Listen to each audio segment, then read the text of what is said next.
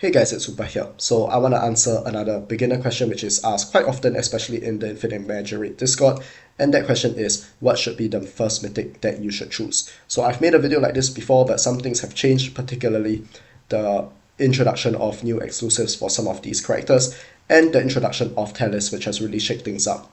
So previously, the advice that was given was that Nordex should always be your first mythic hero. However, that has since changed, and now there's different approaches which you can take. I won't say there's a decisively better one, so I'll just describe both of them and then you can decide from there.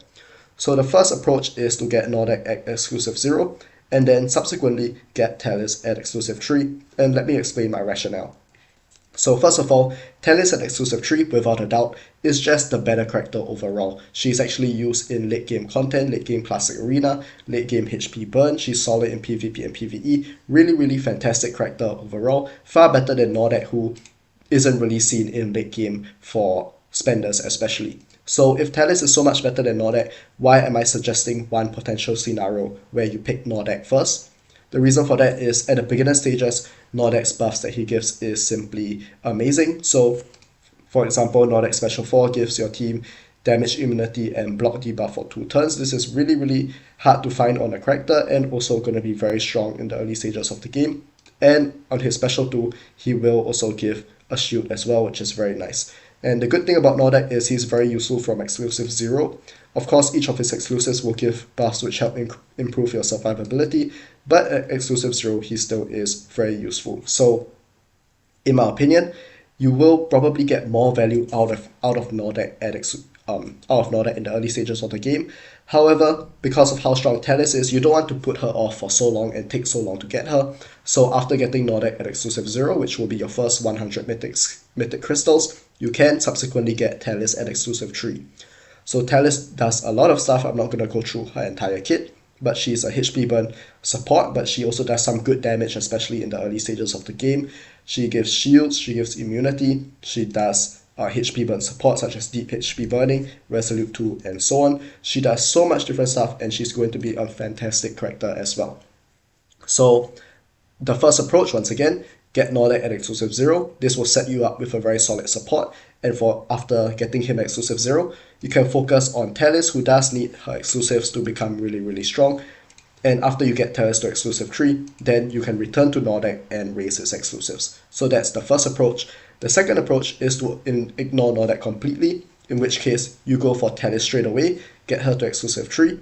After you get her to exclusive 3, then you start focusing on Nordex. Once again, in my opinion, both approaches work very well. Kind of depends what you need, what you prefer. I would say there's no wrong pick over here, but without a doubt, Nordex and Talis are the first two characters you should get at exclusive 3. And in fact, these two characters are so good, Talis especially, that I would say after you get Talis to exclusive 3 and Nordex to exclusive 3 in whatever order, you would even want to consider getting Talis to exclusive 5 just for that additional speed. So that's optional if you guys choose to do it. But after the first two mythic heroes, whatever you decide to do, Nordex and Talis, once you get those two at exclusive 3, exclusive 5, whatever, then your options open much more, of which there are 3 main options I would say. First is Nita, second is Nereid, and third is Ben Austin. So Nita is a bleed damage dealer. She doesn't do that amazing damage compared to the heroes we have nowadays, but in the beginner stage it is decent. And it is also useful that she has immunity to all damage of time, which can be useful in PvP content in the early stages of the game as well. However, it is worth noting that Nita does require her exclusive 3 to really become much stronger, and before exclusive 3 she's not going to be that useful and not going to do that much damage either. Next we have Nereid. Nereid's a HP burn support, and she could work decently well with Talis. She does some nice effects. You can see she does a lot of spot confuse, all these different debuffs. I don't want to mention them all. And on her passive, she has a pretty strong effect where she increases the enemy's direct damage and damage over time taken by 12%, and in fact I think that value is even higher as you level up her skills. So Nereid, once again, is going to be a very strong character and just a strong support in general. And the last option we have is Ben Austin, whose kit only really has one purpose, which is this special 4 over here, where he basically just chooses a target and then all your allies will pursue an attack, which means each of them will use their basic attack on their enemy once. And Ben Austin is another character which is extremely exclusive reliant, because at exclusive 3, as you can see, it removes the cooldown of this special force skill, which allows him to use it permanently. And what this does is it will allow you to just spam this skill and get a lot more extra damage in for your teammates. So once you get these next set of 3 heroes, Nita, Nareed, and Ben Austin, after that your options become just wide open, and by the time you reach that stage where you have these characters, the remaining heroes aren't useful, and you can basically just choose based on what you like, because you most likely won't be using these heroes anyways. After getting, for example, these first 5 heroes I've mentioned to exclusive 3 at minimum, will probably take you close to a year or slightly less. Around that period, probably less. But by that time, once again, you won't be needing many of the remaining heroes. I'll just mention a small handful which perhaps may be useful. So Melkil is a decent free-to-play option for PvP. Once again, specifically a free-to-play option because he really isn't that great, especially on the pay-to-win side of things when there are so many more better options, but he can be a serviceable character to use in PvP, 3v3, and 5v5 content.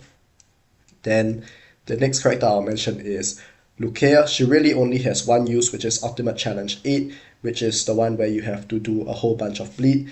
And her only use in that stage is to trigger bleed effect. So somewhere in her exclusive, somewhere in her kit, she is able to trigger the effect of bleed. You can see over here. And that can help you slightly. Once again, extremely niche use case. And basically, you wouldn't really want her. And the last one I would say is Lucifer, who, once again, in PvP as a free-to-play player, can find some use, but nowadays with the level of heroes that we have, he really isn't that great either. So yeah, that's about it. Once again, I'm just going to summarize really quickly. First heroes you should get is Nordek or Talis. I guess somewhat favor towards Talis. Talis is going to be an amazing hero long-term for you guys. Get her to exclusive 3. Nordek you can get at exclusive 0 first, and then get Talis at exclusive 3, or just get Talis at exclusive 3 straight away. It's up to you. After you get Nordek and Talis to exclusive 3 at minimum, you can consider Nita, Nareed, or Ben Austin. This just depends on your scenario. Do you want a poison damage dealer? Do you want a HP burn support? Do you want kind of an all-purpose support but not that amazing, just a decent one? It's up to you. And subsequently, it really doesn't matter what you pick. So hopefully this was useful for you guys. Thanks for watching, and I'll see you guys next time.